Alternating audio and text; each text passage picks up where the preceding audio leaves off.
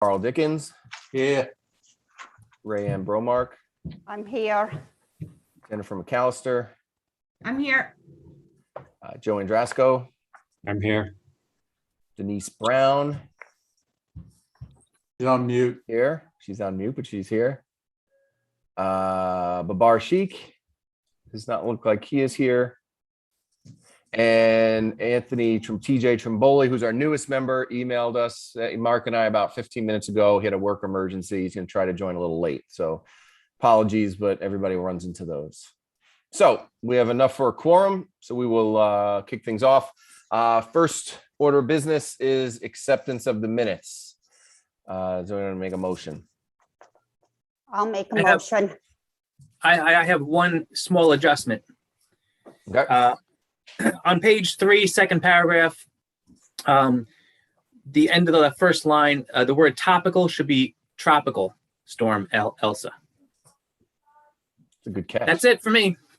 I have one small adjustment. Uh-huh. On page 4, second paragraph, it says the supporters play on Saturday and Sunday. It's really open play to anybody. So Gotcha. anybody's welcome. It's a good catch too. Cool. I had nothing this month. Man, these are Whoa. good. These are good minutes. See, kudos to the minutes takers. Wow. Rianne, all you right. wrote the minutes, didn't you? Jeez. I actually read the minutes on the train on the way home, and I literally just walked in the door at 6:45 in time for this at 7. So, and I saw nothing. Those train rides, you get a lot of work done on those train rides. Uh-huh. All right. Anybody else? Nope. All right. You might want to officially make a motion to approve the minutes as changed. So moved. Second. I'll make a second. All right. So that has moved. Moving on to public comment. Do we have anyone? I know last week there was apparently an issue where some folks weren't able to join via the public link. But do we have anybody here from the public? None presently. None presently. All right.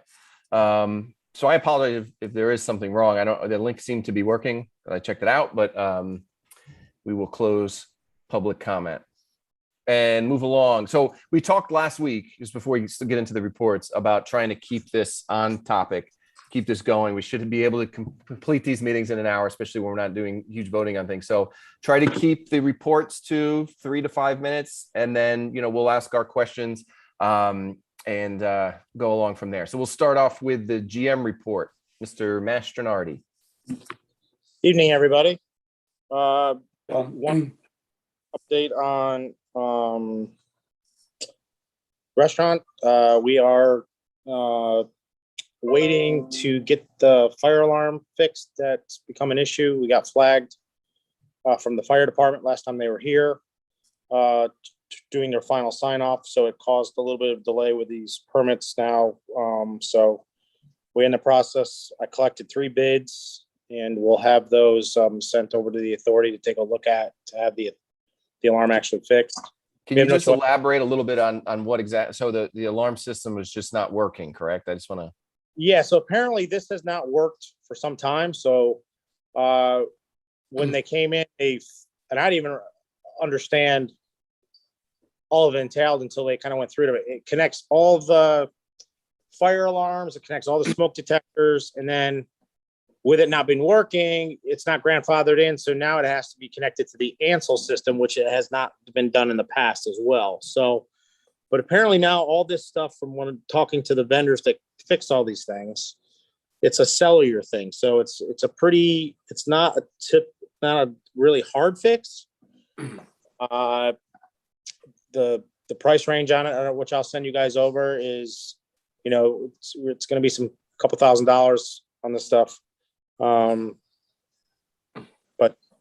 Yeah, that'll need to be a full vote for us to approve that. But Yep. It sounds like, to get things moving along, so just as a heads up to the members, we'll probably need to do a special meeting just to approve that capital improvement. We could have a debate on it, but I don't see that we have any other option but to do this. no, the fire guy will We not can't sign open without it. Yeah, it's one of those things where it's just like, and we don't want to do that anyway from a safety standpoint. Of course. Just to, So Don, you got your smoke detectors, right? You've got your duct detectors, you've got your pull stations as well. And that's in the front of the house. Now you're saying the back of the house, the Ansel system, which is normally separate, that's gonna have to be all linked in together, right? And that Yeah, goes into apparently one panel. fire marshal said to me, he said that it's just a way for the fire alarm or the fire company to be alerted when the system has been triggered, which usually Ansel's, yeah. that Ansel system, I've never seen one triggered, but apparently it's one of those things where if like a grease fire spits up and it basically, it heats up the caps and they pop and causes a mess. But it triggers the fire department. It's just like a smoked alarm here or whatever. It's part of a monitoring service, which we should have anyway, especially when we're closed at night or whatever. So, I mean, it is something that has to be done, has to be fixed, but it's something where it wasn't fixed in the past. So I don't know where I got through before, but it is what it is. The fire marshal's, been really, other than that, there's no other issues, and we have sign off Hey, on Don? everything. Yeah. Don, just real quick, you just said it has to be fixed. Is this actually a fix to something existing, or is it a true improvement? Because that will affect, it may just go against our operating expense, which I would almost say we wouldn't need to have a special meeting on then. Great point. Mark. So it is something that has to be fixed, not brand new. It's not a brand new thing. It's something that has to be fixed. We thought there is a system, current system. There is one downstairs outside Mark's office, but that only triggers the alarms for the offices and the pro shop, and the restaurant was always left to its own kind of separate system. So we couldn't tie it in. I asked Ram about tying it in, and they couldn't do that. It would be a separate system. And like I said, it's just something that has to be done. And it's the board, the motherboard apparently is just shot and obsolete. So what does that mean for us, Mark? That means it's operational because it's a fix? I think you can argue it both ways, to be honest. It sounds like for me at this point, I'm thinking it's operational expense. Just kind of like it's a repair, it's a maintenance thing, because this is not something brand new or it's not an addition. this thing's already there. It sounds like it's just old and outdated, and it's just I mean, it is an improvement in a sense, but it's more of a fix. So I think it'll be operating expense. Okay. Yeah. So I have I'll just send them over to you guys. And we go from there. I think you'll see, and I'll do a little mini write-up on each one. I think we go with the one company that's pretty established. They're all established companies that quoted on it. And then the servicing, there's an alarm system service. It's like $75 a month or something, which isn't a big deal, but I think it's just something we need to have, and it'll just ensure safety. And in all the bids where you said somewhere in the 8,000 to 10,000 range? Yeah, the best one we saw is a 5,000, like a 5,500 with a contingency, because he said once he gets in here, he's got to just make sure the wires are still good, which who knows. But again, it's just the motherboard alone is like $3,000. That's the fix. It's that motherboard that's outside the restaurant. There's two boards. There's a motherboard that's outside the restaurant, and then there's that other board that's right as you walk into the clubhouse, as you walk in from the parking lot. And that board is basically so the fire department doesn't have to search around for the alarm box. That's what they told me, but apparently they connect together. So, all right. Well, I mean, I don't think we need to get in too much in the weeds of everything. When you send over those quotes for us to review, you just give us a Cliff Notes bullet point of, I mean, I'm not an alarm expert, but it sounds like you explained it pretty well. Alan, it sounds like you understand it too. Mike, the two things you're going to need is one is just a monitoring expense. Normally that's not too much. And then you're going to need a maintenance contract as well on top of that, Mark, when operating, because if anything goes down, you're going to need to have these guys come in. So you need a maintenance contract on it. 1,000, that's an investment we need to make. We want to fix this thing going forward, and we don't have, let's do it right. We came so close. We're so close to opening this restaurant. Yeah. And it's like, let's do it right. But let's not rush it. Let's get the maintenance contract. Mark, I think you would agree that's a good expense. We could all talk about it, but I appreciate that update. Anything else going on course-wise? Anybody have any questions for Don, actually? Well, we have Don here. Is that the last holdup, Don? Am I on mute? Nope. You're Don, is that the last holdup that you know of? It's the last holdup in terms of the permitting issues, and then we're still working out the bar issue, but that's something we can talk about offline too with, we're still figuring out the pathways, and we're talking with the city and going through everything. So we're still working on that, but the last permitting issue is everything else is signed off on. Health, liquor, and the EPA is all signed off on. So that's the last holdup is just a fire alarm. So you're thinking October now?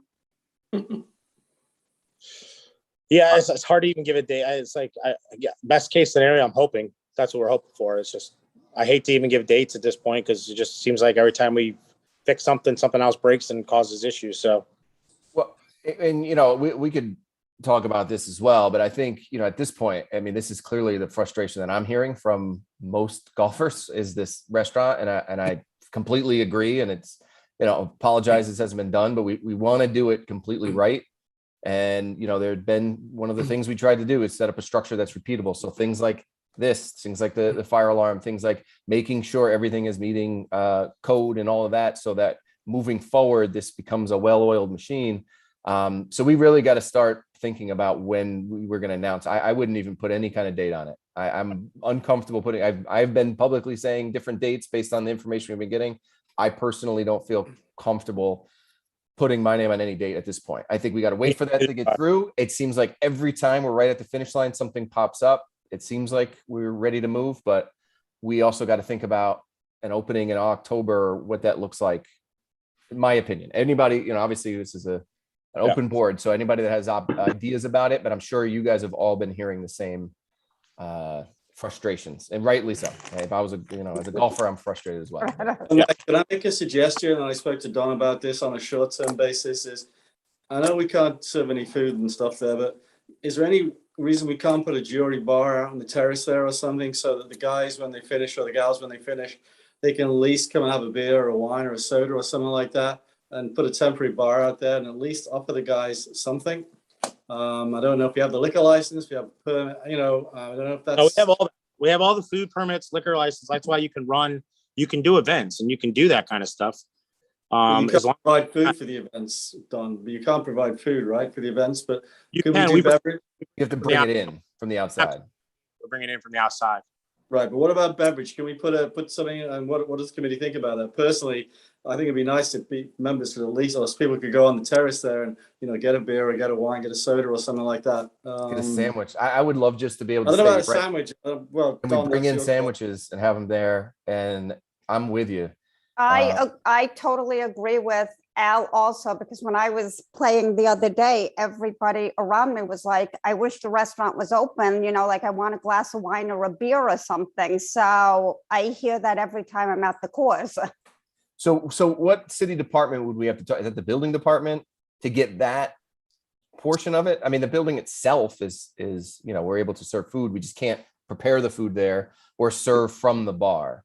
So if we get some kind of determination there, we could talk offline about that, but we got to figure out what department we can see if they can do that. We are even if it's serving just outside. beer cart halfway house. So if anything, we could serve it off the beer cart. We could just transfer from the refrigerator to the beer cart and have the beer cart kind of serves as like the supply, and we just bring it up. And if people want it, you bring it up. You know what I mean? It's one of those things we can do it that way. I think all options need to be on the table at this point, to be honest. Let me Even follow just up with- being there last week, you could see everybody pulling on the door to try to get in, thinking it would be open, and it is frustrating. So anything that we can do to at least give people a somewhat feel of a 19th hole where they can go have a beer and a sandwich or whatever that is, within the constraints of what the permitting is allowing us to do, would be awesome. So if you can look into that prior to the next meeting, like as soon as possible, try to figure out what we can do. If you want to go that route, I can talk to tomorrow. I got a follow-up meeting anyway, so or follow-up email. And I can look into that. Just some other stuff just from on the golf course side. There was some stuff that came up with the tennis courts and the 12th hole or 11th hole, sorry. Just with golf balls going into the tennis courts and getting hooked, and it was something we can talk about and bring up about possibly down the road doing some kind of netting or something But again, that was just something I wanted to bring up just to kind of put it out there and get thinking about. And then also the lights in the parking lot where I talked to Jim today and he was like, there's a manual apparently that I found, but it's pretty complicated. There's only like one button, but it's pretty a complicated switch. So I might talk to Scott Webb and see if he can help us out. He's a good tech guy and he's here anyways right now. So I'm trying to fix that out in the parking lot because it is pretty dangerous when there's no lights out in that parking lot. Yeah, it's another thing we gotta look at. Yeah, but I'll take it fixed. Anybody have anything else for Don while we have him before we move along to Paul? All right. Thanks, Don. You're got welcome. some tasks. You got some tasks to get done. So appreciate it. No question. All right, move along to the golf operations report. Mr. Paul Alexander. Paul, how are things? Doing well, thank you. So golf is still very, very strong and popular at Oak Hills. We're seeing lots of play still. Tee sheet really hasn't gone down too much. We continue to have lots of demand for golf. Tuesdays and Wednesdays are, still as busy as some of our weekends. Our greens are really in fantastic shape. I've been here 10 years. I'm thinking that this is the best I've ever seen them. Obviously, it takes a lot of know-how and a good crew and a couple of years to really give that product. But that's really the big draw at Oak Hills is people coming to play our greens, which I really believe are as good as some of the private clubs anywhere. We do expect to see things slow down a little bit for Oak Hills in 3 weeks after we start our aeration process.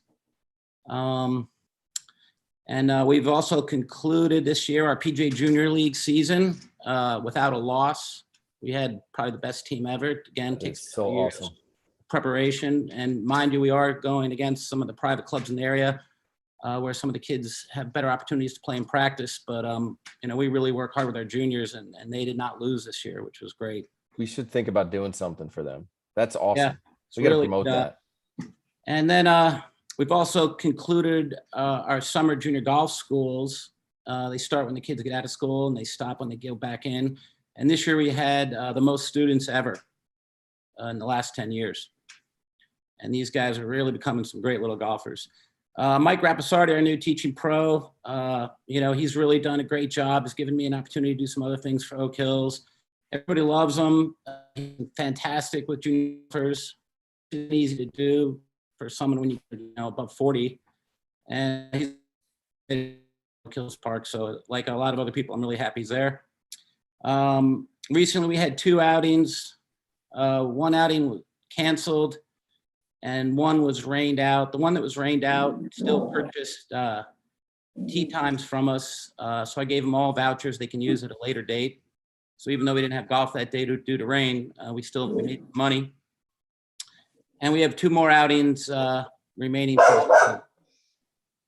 We continue to have many outings for a lot of our neighboring communities, a lot of the senior players, some leagues, and those sometimes a wedding. Those usually consist between 12 and 30 players. They never go early, and they're really pretty much paying full price.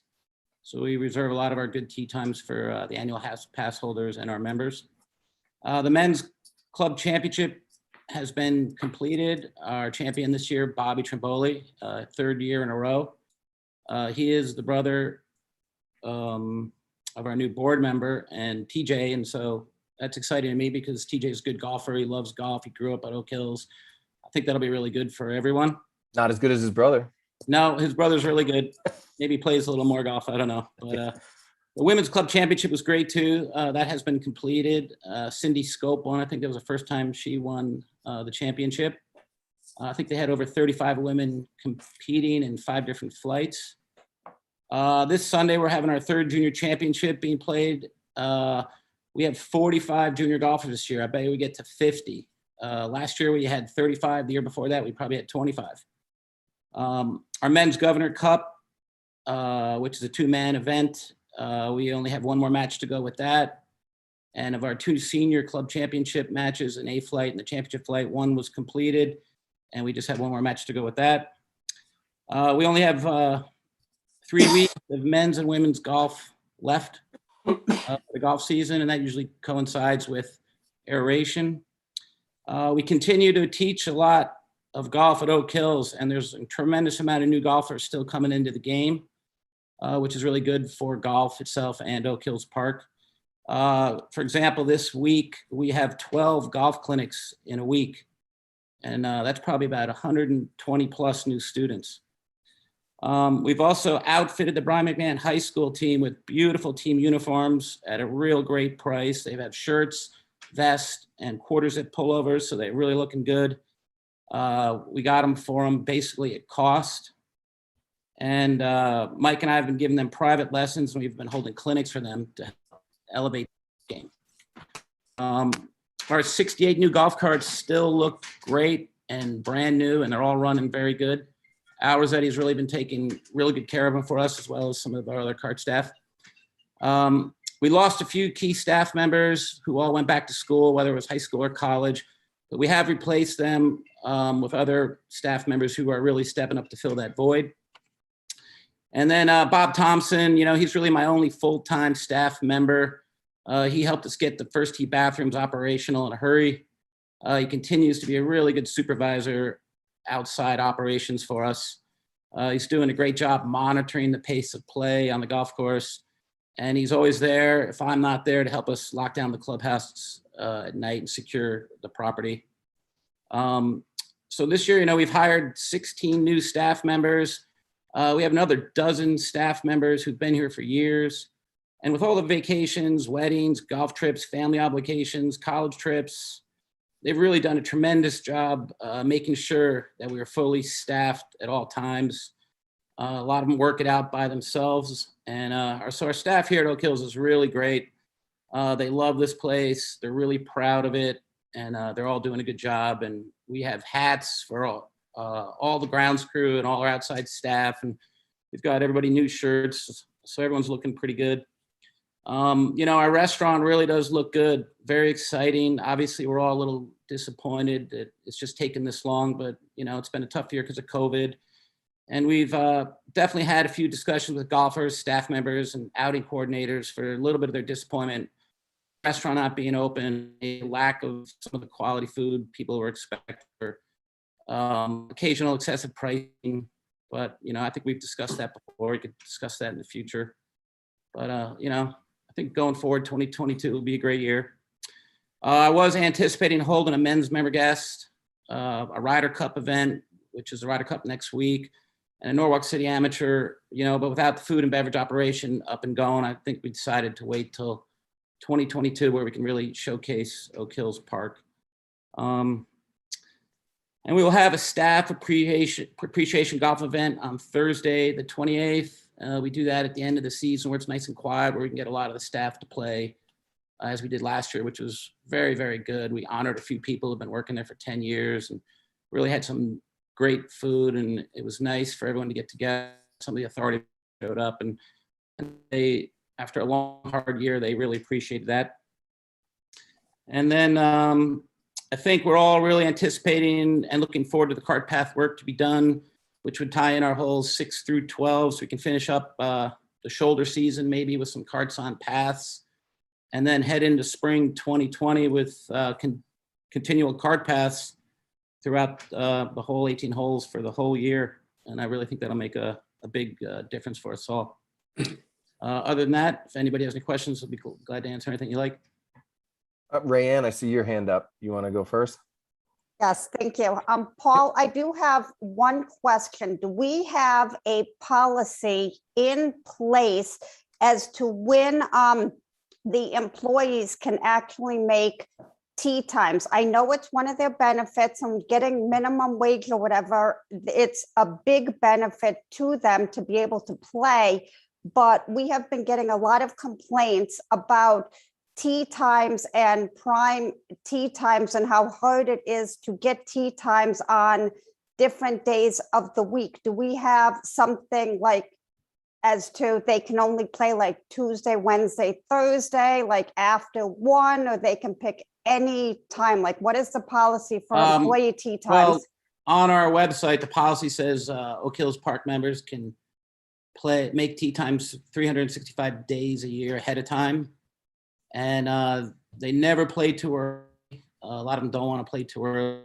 They pretty much work 4 days. They're only playing 1 day a week. And they pretty much play Tuesday, Wednesday, Thursday, maybe a Monday if we don't have an outing. Not too often on Friday, Saturday, Sunday, because I think they have to pay full rate if they play. But, since I have heard of this, I have been looking at the T sheet, and I don't really see where any of the employees are really getting in the way of some other golfers. It seems to me that everyone's, and I haven't had too many complaints. Maybe one gentleman's complaining a little bit this year, but other than that, compared to last year when we had an abundant amount of annual pass holders, I haven't really had any complaints. Yeah, I'm just thinking we should just have it somewhere more defined. I mean, I'm all for it. They definitely need to have it. Oh, go ahead, Mark. I'd just like to add in, thanks, Mike. That I reviewed quickly our actual employee handbook, which has a lot of our official rules and regulations in there. And all it basically says there is that employees can get a preferential rate, which can be adjusted from year to year. So I think what we maybe need to do, Paul, is take a look at what's on the website, probably have all of us agree to certain the rules and write it up and add it. I can add it into the employee handbook and update that so that it's official. I just want to be able to answer the question when somebody asks me, what is the policy? And the problem I have right now is that officially you look at the employee handbook, it doesn't address Rayanne's questions. It doesn't address a lot of the things that we officially or unofficially are doing. So I think we should put it in writing. I agree. And I think it makes it a lot more, it's a lot more important with the annual passes so that they understand. So it's something we need to discuss that, the clinics, we just need to have them defined. I'm all for all of these things. We just need to be able to say, especially like when we are all gone from this authority, the next authority needs to be able to come in, and the next golf pro, Paul will be here for 40 years. But after Paul leaves, something, just to say this is what the policy is. That's all. So Mike, with that being said, I can do a write-up for you guys. Just tell me what, I mean, we don't want to refer to the handbook because it's not in there. Well, I would kind of want to defer more to Paul, only because I mean, unless Paul, you don't want to take that on, but I think it would be a conversation of just what that, I mean, you're more hands-on with those employees. So I just want to get a sense of what's realistic. I could talk to all of them and, or the tee times and who are the people who really want them. And I think we don't want to lose employees over it, obviously. Well, ironically enough, I sat in my office last night and I pulled down a great book, which you should all see. It had all the articles from the beginning of Oak Hills, and it's a thick book and made me think that we do need a little more publicity from the newspaper in town because there's a tremendous amount of articles. But one of the topics was, employee golf and charging them and charging pros, and it was a big bone of contention. So I could share some of that with you because obviously this has come up before. Yeah, this is an off-season discussion, but I do think it's important, Rand. So I'm glad you brought it up. We just got to define it. I know, Alan, looked like you had a question. Yeah, so Paul, you and I have been speaking about golf outings, and I think, golf outings, especially on Mondays, it can be the lifeblood of the club or can really help us from a revenue point of view. So I think one of the things we should look at is obviously, what the pricing is for our golf outings, mainly on Mondays, I presume. And then also in conjunction with that is food and beverage. And I think people will start to plan for golf outings pretty soon. And, I think we should basically work with Don on putting together, there's obviously the golf part of it, which is you, Paul, but then there's the food and beverage part and having some type of minimums and, maybe 3 different types of pricing, a charity one, for people who are not for profits, all the way up to, we should look at different businesses here in Norwalk instead of going to Woodway or Darien or Weburn, whatever it was, they can come to us. And I think we could put together now, especially when the restaurant's up and running, have some really nice golf outings here with food and beverage and put some kind of minimums in and stuff like that. But we need to be looking to create that, in the next, couple of months, I think. Yeah, packages. That would be great.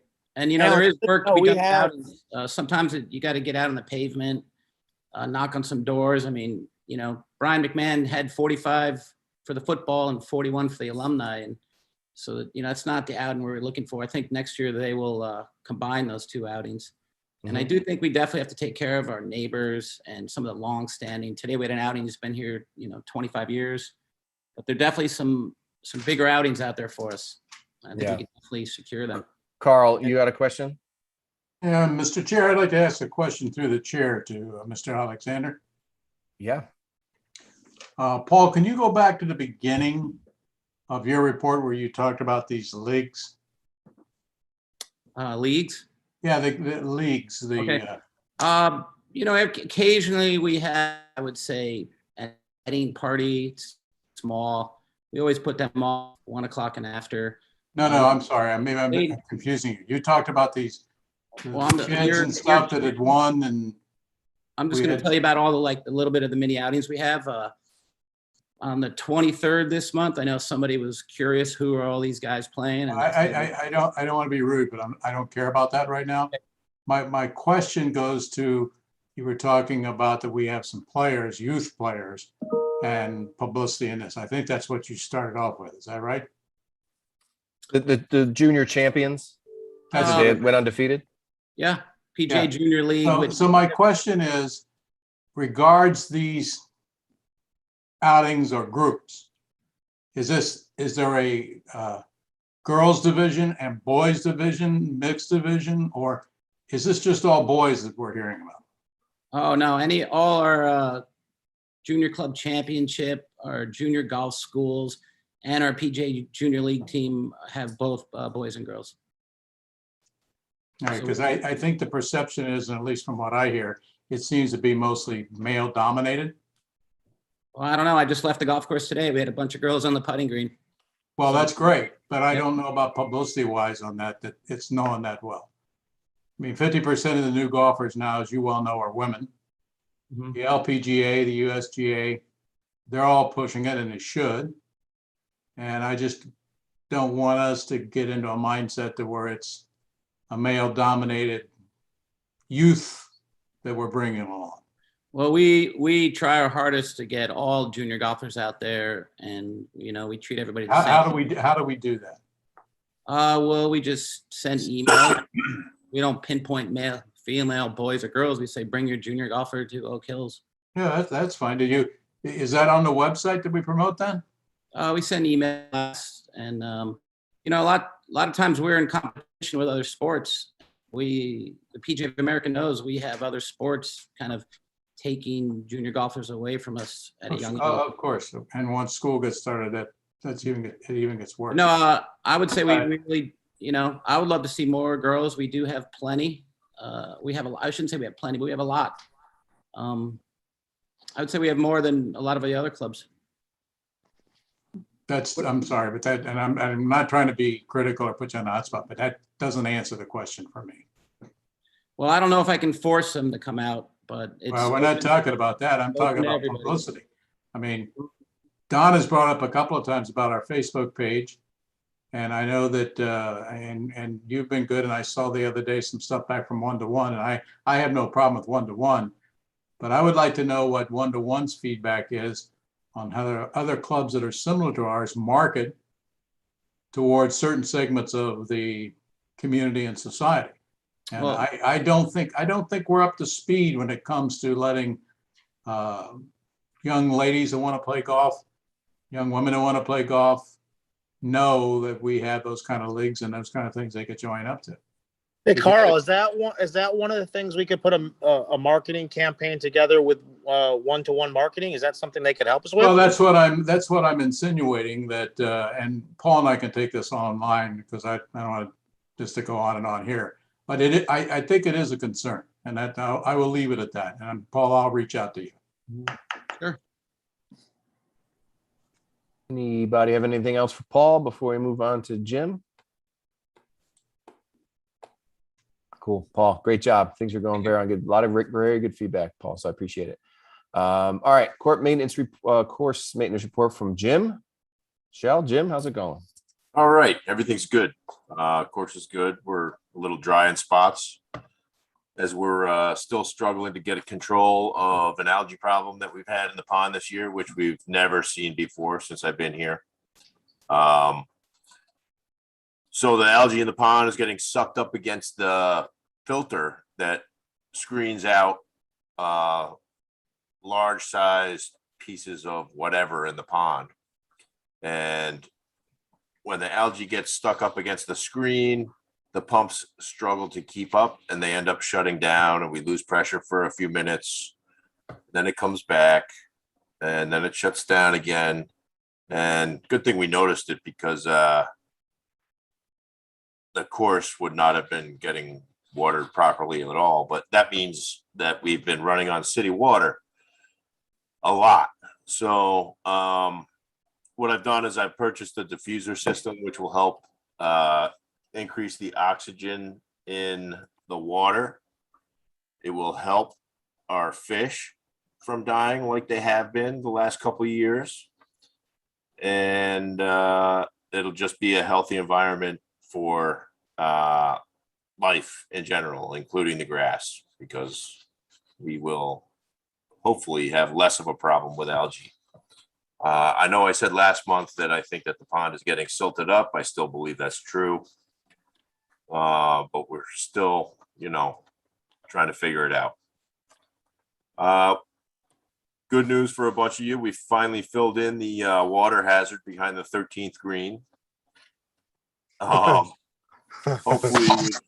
Hopefully with the gradients we put in there, that we will be able to drain all the water out of that area to the parking lot. And we were able to do this without cost. I mean, we had a guy donate fill. He needed a place to get rid of it, really. And a lot of it is like topsoil.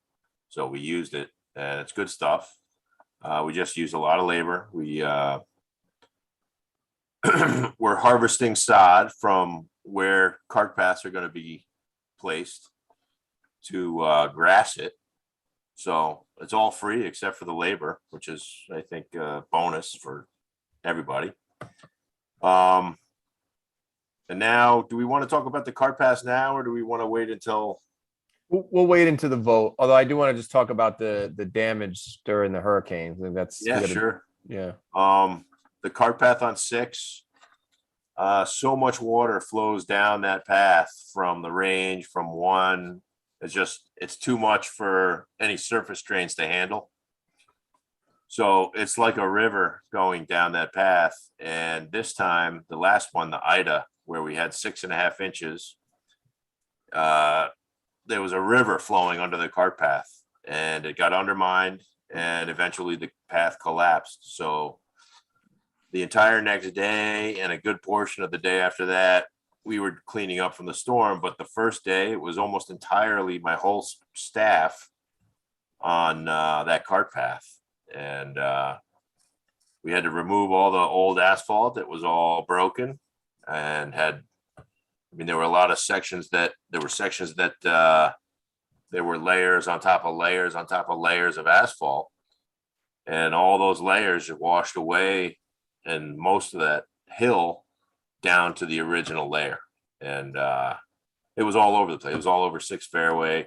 A drain line that I put in a few years ago was all over the rough. We had to scoop it all up and put it back in the drain line.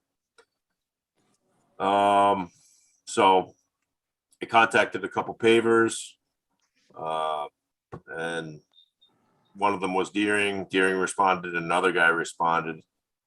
And if we want to get into pricing and stuff during the vote, we can do that, or we can talk about it now. Depends on what you want to do.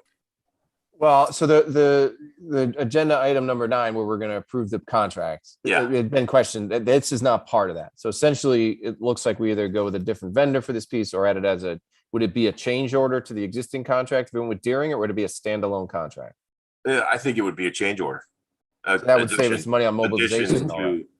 Could be an add-on, just an add-on, guys. Yeah.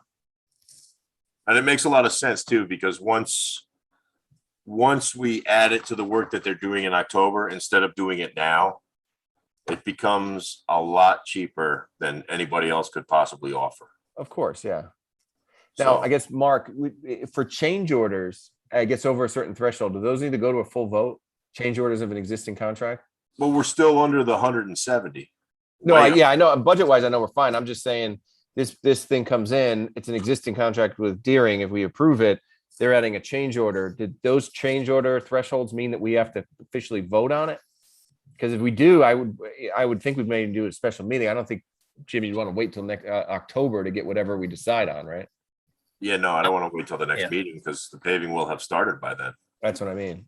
So And I'm Mark, not 100% sure, Mike, on city requirements with that. I just know the accounting of it. But if it's still within the amount that we've agreed to or voted on, as Jim said, we'd be fine. But if it is in addition to that, to be honest, I think we might need to vote on it. I know it's under the budget, even with this, it'll be under the budgeted item. But I think when we approved it. Maybe we So can have a just- smaller conversation about the finances of it Yep, when we yeah, I have just- a better concept of it. We don't need Just- to plan for that just now. Yep, just for the authority to know, we probably will need a special meeting for it, just as a heads up for this standalone, because we need to get it done. So we will have that discussion. So we don't need to talk about that now. We can, start a, discussion about the different bids and where we're going. But for now, we'll, when we get down to number 9, we'll talk to it. But Okay, just something else that everybody should know, that the Stonehouse driveway, which is where I live, down that driveway, there's been a bunch of washouts during rainstorms, and actually the potholes are getting pretty bad. So I also had them give me a price on that. I'm trying to include that because if we have a couple more rainstorms, it could end up, as bad as 6 cart path, where the driveway gets undermined, comes up, and then it'll cost a heck of a lot more. So I'm also trying to include that in the cost of the entire paving project. Just so you know. I saw that. I took a ride with Jim today around that. And I saw this like 6-foot pothole on the road going down to his house. And if it's not taken care of, it's going to increase and get bigger and bigger. And Yeah, exactly. I agree. It has to be done. I would think so, just for operation, okay.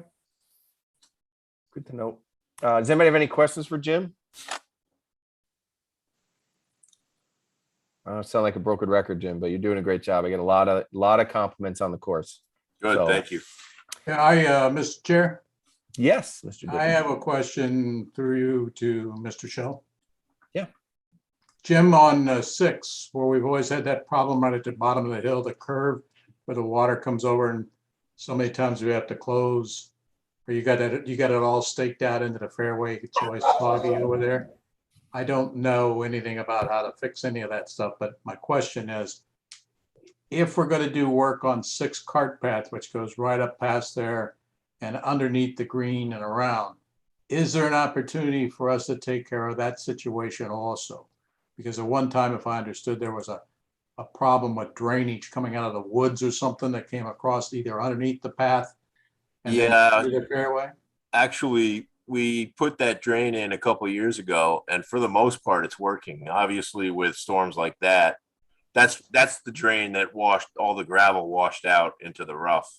Yeah, okay. And for the most part, it's catching a lot of water before it makes it out into the rough there next to the fairway. So Okay. I think it's doing its job. I just need to put a little more in on the fairway and next to the fairway to really help that hole dry up. Thank you. Okay. Sure. Cool. Anybody have anything else for Jim? Hearing none, we will move on to committee reports. I do just want to note for the minutes that Babar Sheik is here. So I know he joined a little late, but I want to make sure that he is in the minutes as being in attendance. Thanks, Mike. You got it, buddy. I wouldn't miss you for the world. All right. So we're going to go over to Jerry, supporters of Oak Hills Park update. How's things going, Jerry? I'll unmute. Here you go. Let's see, I am here. There Welcome. we go. Well, we had Elsa brought up something during the month that she's discovered there's a grant that's out there which has a maximum value of $5,000. So she requested Ernie and I, and we had Mike involved to come up with some ideas on how to spend $5,000. And so it's mainly in the nature end of it. She wanted to fix the solar fountain and run a water line down to the meadow so that they don't have to just lay hoses out there to keep it moist, and install stairs on a steep portion of the nature trail. And besides that, Mike and I were in agreement that we should have a bocce court I'm all for considered. it. I'm sorry, Jerry. Did you say that they want to run a water line out to the meadow? yeah, some way of, that's an idea, you know, we For- would, For drinking or for, no, watering I'm just reading what she, you know, this we is have that all already. pie in the sky, because the next part of this is, she said, that she's not capable of writing grants. So she was looking for people to write this grant, and they have a deadline of October 1st to get it done. So Does anybody have I any haven't grant? heard- Does anybody have any on the authority have any grant writing experience?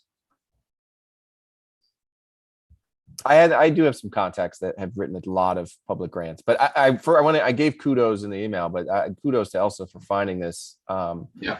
And then obviously whatever decision, it's got to come through us, any work that's got to be done. So we just got to approve it. But I think there's a lot of really cool ideas. I'm so happy you guys are doing, you know, once we get it set up, we got to work together and just get any of the work approved. But so October 1st. So we got to figure out if anybody 2 has weeks. anyone here that knows weeks. how to write grants. Let's try to help them out, because this is $5,000 that we can use to help the nature side of things, which has been a huge, this year. I think I would put the nature, what has been done over there has been beautiful. So continue the great work.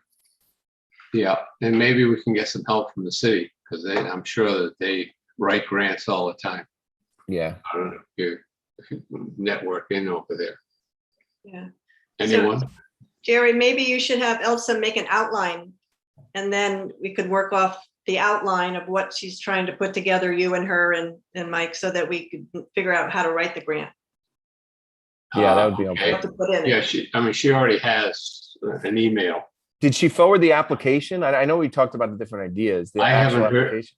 I haven't heard from her since September 2nd.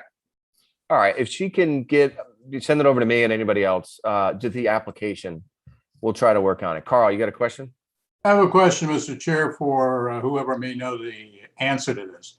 Mhm. There was, if you look at the original plans for the Great Lawn, Mm-hmm.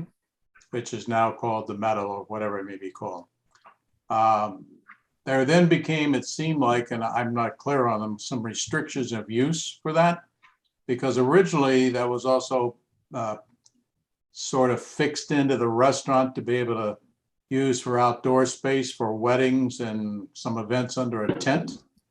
Mhm. Is all of this that's going on that for the planting of the Great Lawn and so on and so forth, negating any of the potential to use that area for what I believe that it says in the grand plan or the master plan to use some of that area for? That's a great question. I do not know the answer, but I think we do need to dive into the master plan. So maybe, when does the Nature Committee meet again? Jerry, do you know their next meeting? Maybe I can go with that and go through it if I'm available. Oh, go ahead, Mike, Mark. Mike, unfortunately, they just met last night. All Was it right. discussed? Mark? I was not there. I was not in attendance. Yeah, I wasn't available either. All right, it's a good point, Carl, because we got to clarify that. I think a lot of the thing coming out of this meeting, there's a lot of things we just need to define and clarify and make sure that everybody's on the same page. That's what I was saying. Whatever we go with this grant, whatever, it's got to come through a committee per the charter to make sure that it's all approved and in line with the master plan. So good point, Carl. I don't know how many people have a copy of the master plan. I sent it out to a bunch of people probably a week or so ago. Because I think we're also coming up on a date where we're gonna have to start looking at doing a new one. I think in 2022, yeah.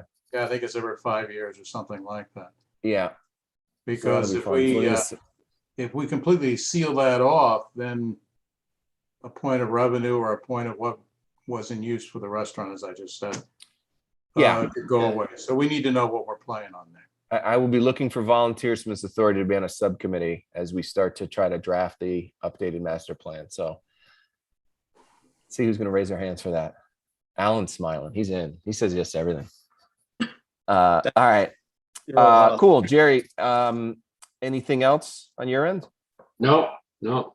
What I can do is I can forward that email back to you again. I'll find out from Elsa if there's anything on her end that she did as far as finding a grant writer. Yep. And the actual application would be helpful to see, because Okay. then I could try to branch out to some of my contacts, anybody else can, to say, all right, what's the best way to write this grant? Mhm. Cool. Mike, I don't know much about master plans or what goes in them. And if I can get a copy, that would be great. But I mean, I can take a look at it and see if I can quickly educate myself on things. And then I could be part of your subcommittee. I appreciate that. Thank you. Yeah, I think all of us will be a learning experience, but we will. I think I appreciate that. So I probably will take you up on that. Yeah. I know I have it. I have the master plan. I think I had it from a long time ago. I'll forward it to the entire committee. I can get it over to the, it's public record, so I can get it to everybody and make sure that, like to Carl's point, we're in line with what was originally written in there. So Okay. cool. Thank you, Jerry. Moving along to tennis update. Denise, all the great work you're doing. What's going on? Did we skip Mark for a reason, or is he? Yeah, I don't want to listen to Mark. I'm sorry, Mark. I jumped right over I was you. going to bust your chops after Denise went, but yeah. No. I know, Mark. We got a lot of money. I get it. All right. I Okay. apologize. We'll go back to number 7, the finance report with Mark Gartner. Sure. Our new capital reserve bank account has been set up. Thank you to the executive committee for your signatures and for pushing that through. And again, just to remind everyone, this account will be used to hold 50% of our restaurant revenue in reserve for capital expenditures only going forward, which is great because we've never really had, well, in my tenure here, we haven't had that. I think way back, 15 years ago, we might have had a reserve account set up. So it would be great for kind of a big rainy day fund for the future. Yep. And I'll give credit to the city for kind of forcing on that. So I give and credit where credit's due. It's a great idea. I agree with you, Mike, 100%.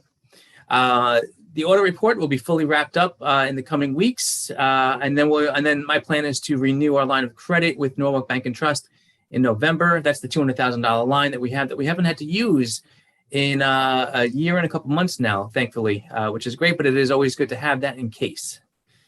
On to August. August is still preliminary. It was a tight close this month, and then with the holiday and a couple of personal days, I had to take off. I'm not quite there yet, but pretty much there. As Paul said, golf is alive and well at Oak Hills Park. We've had great utilization. Numbers are looking good. The end of August, our cash balance was nearly $620,000, which is $100,000 higher than it was last month. That's a great build from month to month. And our current bank balance is approaching $650,000, which is where I think we'll end up for the month of September. August monthly numbers look really good compared to both prior year and budget. We're only down by $14,000 on net operating income versus prior year, which is great. If you consider, last year was a really strong performance. And this year, the weather was not optimal. So the fact that we're only down $14,000 to me is a very good sign. Revenues were $6,000 higher than budget, thanks to greens fees, and expenses were, I'm going to call it flat, $17,000 under budget, but that whole $17,000 was the cart lease, which we all know from last month is now being considered, is now being counted on the balance sheet as a capital lease instead of an operating lease. So if you take that out of it, we're completely flat there. So not bad. August rounds were up over budget. So year-to-date revenue rounds of $11,900 were only just shy of the year-to-date budget, which is great because in July, if you recall, we were definitely we were under budget. Actual cart rounds of close to 9,000 are above budget.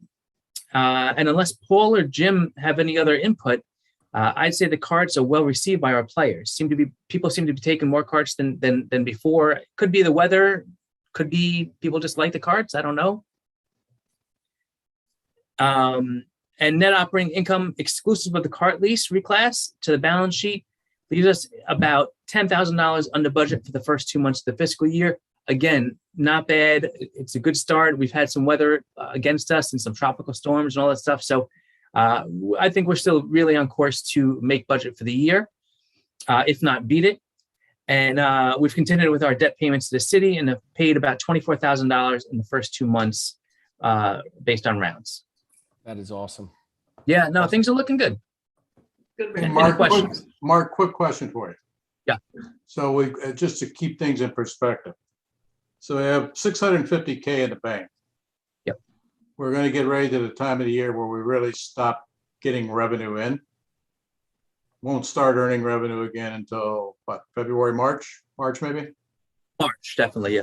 How much of that 650 will evaporate over that period of time, just taking care of business, paying people? It depends. I think I would say that we're gonna, through, as Paul said, once we have our aeration and the cart path project in mid-October, we're gonna continue to build until mid-October, and then it'll start going down. So I'd say somewhere in the neighborhood of $250,000, we will start seeing a decrease in our cash balance. That is exclusive of the amount we have to pay for any other CapEx, including obviously the cart path project, which is obviously a lot that will make a significant impact on that number. Okay, yeah, because traditionally we always had to start borrowing money like in November. Yeah.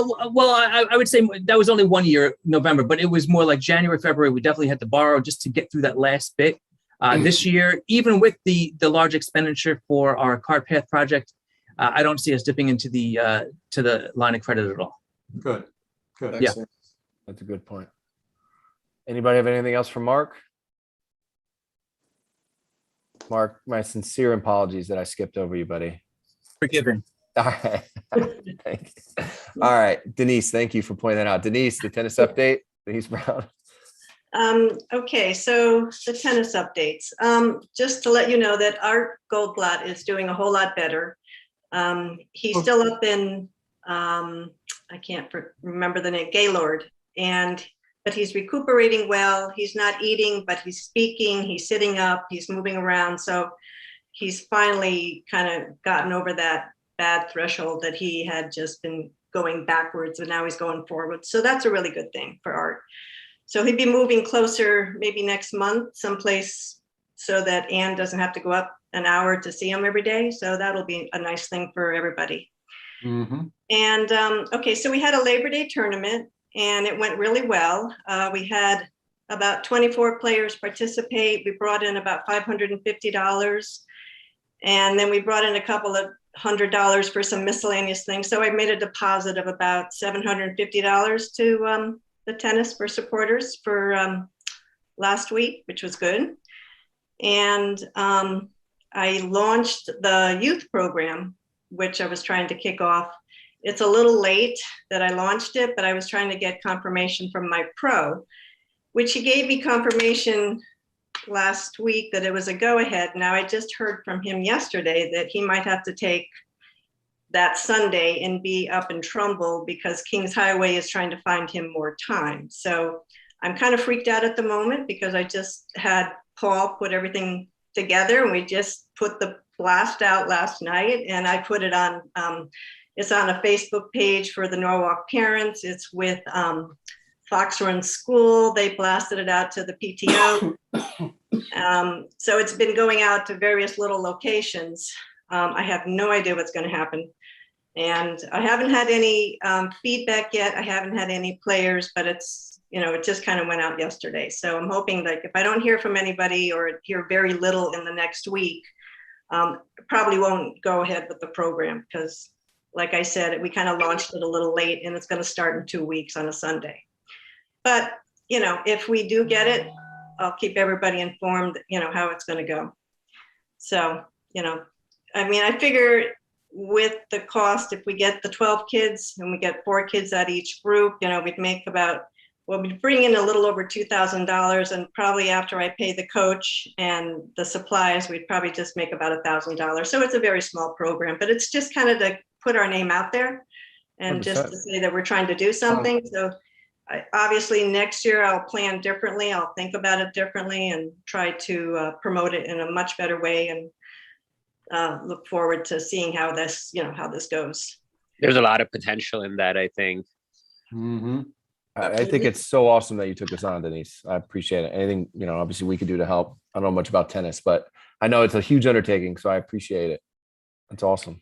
Thank you. Denise, do you have any contacts at grassroots tennis? Well, that I've been working with David Kamani over at Grassroots. He's been helping me kind of, put this together, figuring out how to put the groups together and stuff like that. And I actually reached out to him yesterday once I heard that my pro may not come, and he's going to try to figure out somebody else that we can pull in. I mean, if all heck breaks loose, if I have to be on the court, I will. But I am far from a pro and I'm far from a teacher, so I hope it doesn't come to something like that. But Although I am not a tennis person, I do know some tennis pros, so I might be able to make some recommendations. Oh, really? Mhm. That may be available, because that's the problem, is they all scatter to the clubs for the fall. Yeah, I have one in mind I could reach out to you on and connect you with, who's been Okay, a that would pro be for 20 great. years. Yeah. Yeah, I would like to have a backup and talk to somebody to see what their thoughts are and stuff like that. So just one more thing to float past you, Denise, on this grassroots thing. Mm-hmm. I started talking to them before our Parks and Rec guy left. Publicity there, I think, is key. And I think also, doesn't the city have some money in grassroots that they help sponsor things? Yeah. Well, the city paid a large portion to the rebuilding of the courts that they put together. Right. For the Grassroots Foundation. So they contributed quite a lot of money. That half of it was raised by a family and the other half came from the city. Yeah, and they gave them office space for, I think, $1 a year or something. My point is that if we as an organization and some extra money for this particular program, then I don't have any problem whatsoever reaching out to the city and saying, are there any funds in Park and Rec? Are there anything around anywhere that this program? If everybody could just mute if you're not talking. Yeah, I'm not. You and I can talk offline on that. We don't. Okay. Yep. And I just wanted to mention one other thing, because Don had said that, we talked about the golf balls coming over to the court, which, they happen all the time. I've been playing for 5 or 6 years there, and it's never been a big deal. Now, somebody did get hit in the head a week and a half ago, and the guy was of course he's very upset, but they did find out who the golfer was, and the golfer and him made contact, and so I think it's fine as far as what's going on. And I don't really know what we can do besides talk about maybe putting some netting up or something like that. But the guy is trying to get me to make some quick changes. And I told him that's not going to happen. I said, we'll talk about it. We'll figure out what might be a good solution, and that, we'd have to have it approved by the city. I mean, it would be an expense of, there's too many things to discuss besides trying to throw up some netting. So I'm trying to just get him to calm down, because, he's getting all kind of let me just caution her, it's not a city issue. It's it's really just it's an Oak Hills Park issue, and this board has control over it. And my question to you, Paul, I mean, we have a sign that's pretty prominent right there on the left that talks about if you try to cut the corner. Do you think this guy tried to cut the corner, or is he just that bad? Jim and I are out there all the time. Jim knows golf. I would venture a guess that most of the golf balls that go on the court hit the trees first and then get kicked over to the left. They usually ricochet around. Yeah, it's you almost hear hard. that all the time. It's very hard to Gives it get one over wedge. there, and there's nobody hitting it over the trees anymore because the trees are too tall. You just can't do it. And I don't think people do that, but it's usually deflection. How high is that fence, Jim, that surrounds the courts that faces the fairway? Well, there's on the right-hand corner, the tallest is 12 feet, and then it drops down to 10, or maybe the tallest might be 14 feet. Yeah, I think it might be 12 on the 11T side. I think this is definitely something we need to discuss. I think we could put kind of a list together of off-season issues, or things like that. I would heavily rely on Jim and Paul for this, see what's feasible. But it's a good talking point. I don't think we need to talk about it necessarily in this meeting, but I do think it's something we need to brainstorm and then come back as an authority. If it's, we got to look at some numbers too. I think the trees, it is difficult to get it over there on the fly and hit somebody. But the thing is the many years I've been there, this is the first time I'm aware of anybody being actually hit. So I mean, Yeah. even though the golf balls come over, it's very rare. I mean, who knows? It's an accident, but Yeah. it's very rare. I will tell you all the time that I played there, and then I'll be quiet. I've never seen a golf ball come off of 11 and go into the courts. Yeah, last time I was told by someone, the last time somebody got hit was 17 years ago. Yeah, I mean, I've never seen that. But on another note, the dangerous area at the golf courses when we're giving lessons on the lesson tee, I was in a bunker on Tuesday night with 10 women and I almost got hit right in the head and it really shook me. We get a Coming lot up sixth fairway toward you or out of the first drive? they just hit it, bladed over the green and I was in the bunker, which is kind of out of play. And these ladies and I have a lot of little kids there. It's always been a concern of mine. I even put a sign down below. We have clinics that say there is a junior golfer, there's a clinic at the end of the range. Please do not hit over the green. So do we have a disclaimer anywhere? I asked this the other day, either on the scorecard or the receipt. The way if you go to Yankee Stadium, although Major League Baseball has changed a lot of that now, but a disclaimer that.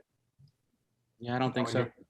We should get Brandy to take a look at that and we should look at that. That's something, Michael, I think we should take a hard look at putting on there.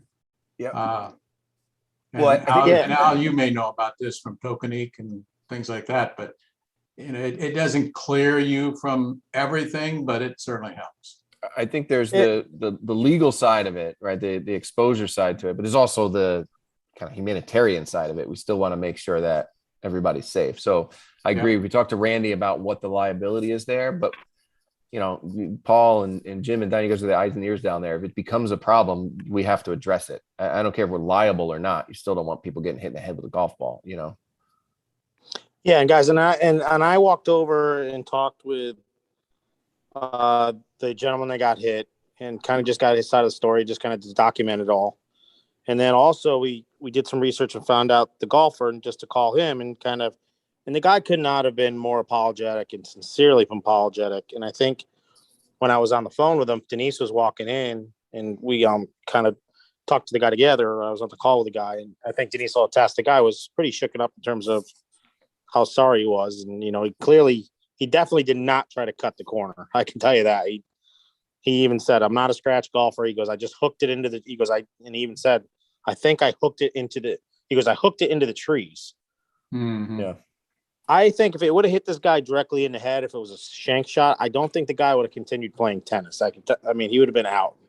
It'd be pretty hard to hit a shank shot drive in there because of the fencing and the trees. But yeah. I mean, I don't think we need to belabor this individual incident at this point. I mean, obviously we want to look into it, but in the open meeting, I mean, we'll look into it. I think all of us are on board with that. I think I want to start putting together some bullets for what our off-season kind of goals are going to be. And this will be on the agenda. I think we look at whether it's down by the, where you're doing lessons or if it's on this, it's something we at an overall basis. I want to get your feedback, Jim, Paul, Don, and we can talk about it. But does anybody else have any tennis related questions to Denise before we move on to the vote? Because we're past 8 o'clock right now. So just real quick, I just wanted to apologize to Denise. I know I told you I'd try to get you some numbers for the supporters for the tennis fund within there. I wasn't able to do it for today, but I should have that for you tomorrow. So I apologize. Thank you. That's okay. That's why we skipped you, Mark. All right. Anything else before we move on to new business, which is voting on the paving project? We good? Denise, thank you so much for your help. And I will be in touch about that golf pro, tennis pro. All right. Everybody should have received a copy of the contract. We approved last month the vendor selection, but by charter, we also have to approve the actual contract that assign it. So the contract went around pretty straightforward on the selection, but I don't know, Jim, if you want to just present it and we can vote on it. you're on mute there, Jim. Jim, you're supposed to make go. a motion and then. Well, before he debate, presents it, right? Oh, do we have to make a motion before he presents it in debate? Or I think you it need just to make occurs a me motion. That's usually the way it goes. would somebody like to make a motion on voting on the cart path project? I will make a motion that we vote on allocating the money that's in the budget that we agreed to allow Jim to go forward and hire the proper vendor to do the repair, to do the work. Sounds good. There's the motion. Second. So I second. okay. So everybody's seen this contract. Does anybody have any questions for Jim on the contract? No, go ahead, Jennifer. I have a question. On the terms and conditions, it says any permits needed should be obtained by the owners. Is the owners, I just want to confirm the owners is Oak Hills Park? I'm guessing the owners of the business, and I spoke with Deering on that, and they've done several golf course projects. They've never pulled a permit. They've never had to. Now, with the pulling of a permit and the contract saying that this work's going to start on October 12th, will we be able to have the permit in hand prior to October 12th or by October 12th? We won't need a permit. Oh, we don't need a permit. Okay. Okay. And then what about a certificate of insurance? It's Deering. They did work here a few years ago. That's not going to be an issue. I will get that. Okay, so they will get On their, it. on their insurance, they need to name us as an insured entity, I think. Normally, right.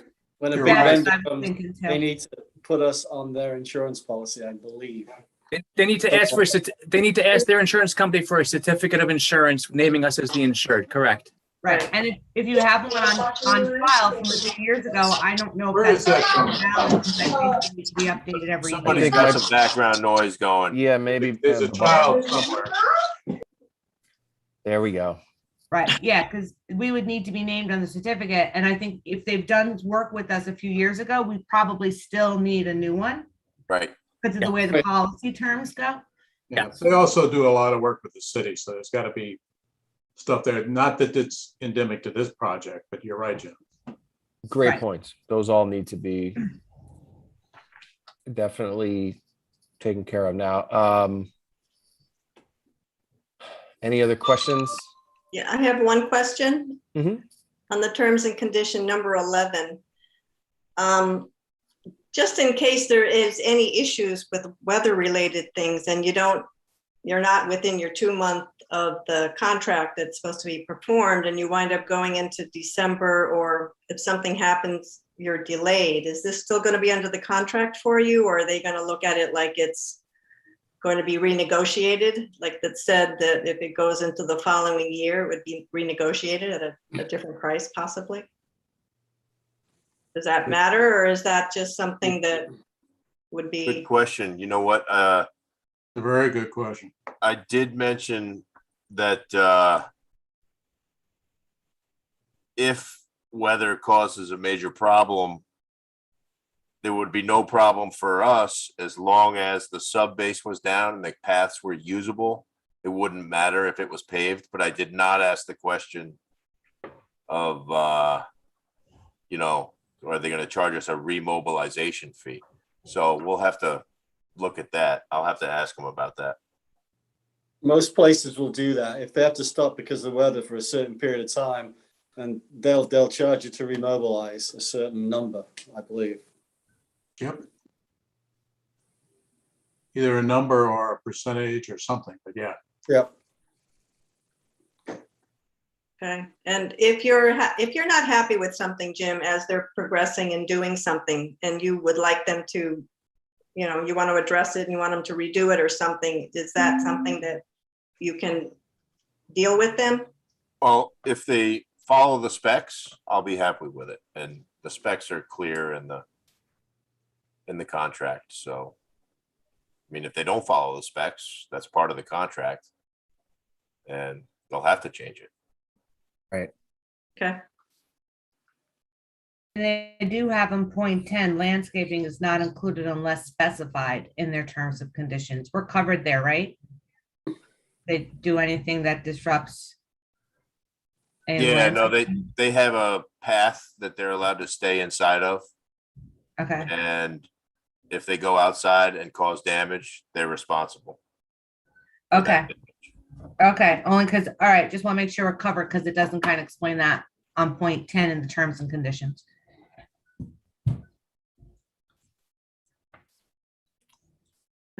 All right.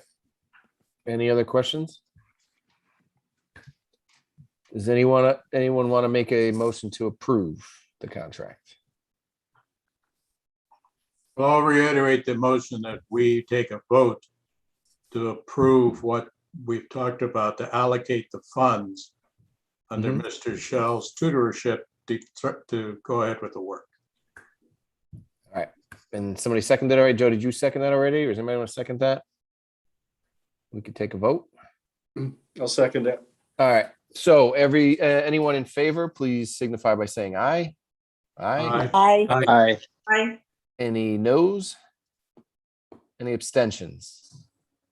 All right, passes unanimously. So thank you very much, Jim. So we'll get that executed. I'll sign that and we should be good to go. All right. Last motion. I'll make a motion, we adjourn. Second, anybody? A second. There you go. Getting the minutes there, Jennifer. That's the way to go. All right. Thank you, everybody. Appreciate it. Okay. And we'll talk soon. Okay. Thank you.